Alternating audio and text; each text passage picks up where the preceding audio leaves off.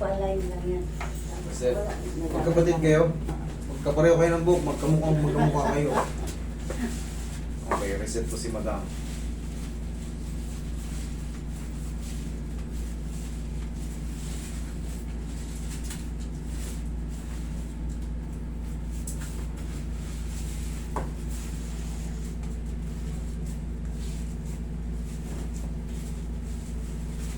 Sige, lagyan nyo yan. Malaking tulong din yan kahit pa paano.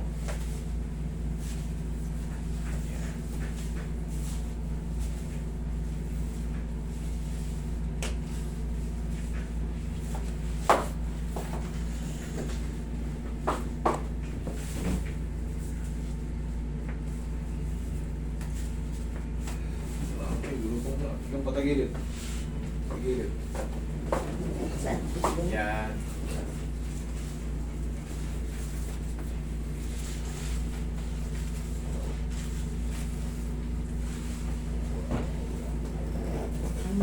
Kabilang side.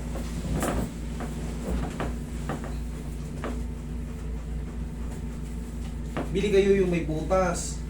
O kaya yung may orkang parang bilog, umuorka siyang bilog. Ganun ang bibili nyo. Kasi nakukompress yung ano nyo dyan eh. Diba? Yung tinatawag nating patela, yung gumagalaw sa tuhod. Pag kinukompress nyo yung pangat, sumasakit, nangangala eh. Kaya mali yung nabili nyo eh. Hapit-lapit lang. Para lang kayo nagsuot ng medyas na maigpit. Diba? Hindi talaga siya ni-support. Yun ang susunod yung bilihin. Mura lang naman yun. Tsaka mas magiging komportable kayo kasi talagang nakadesign dyan yung may butas. Pero kung ayaw nyo na may butas, yung may orkang bilog. May parang gel yun na ano eh. Elastic na nakapabilog. Okay.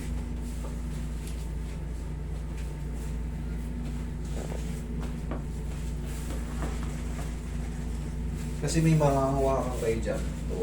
Ito yung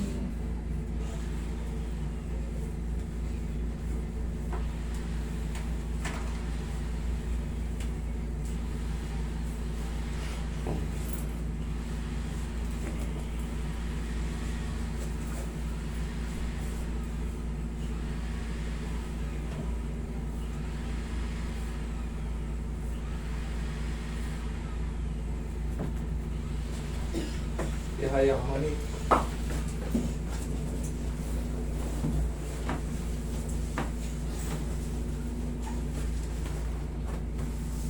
Sabay ko lang.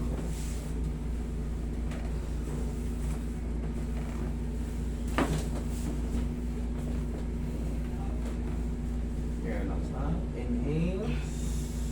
Exhale. Yan, para pares kayo ng pakaramdam. Saan kayo? Pag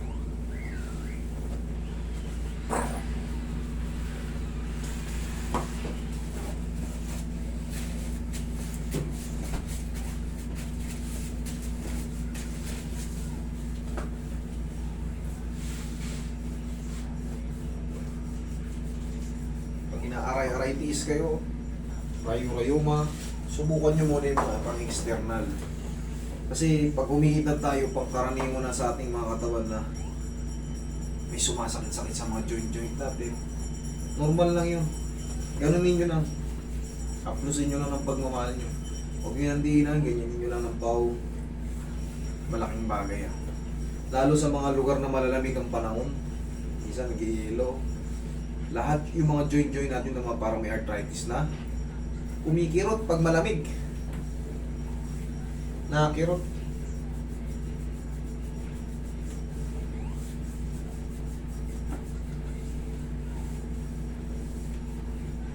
Okay, sige tayo.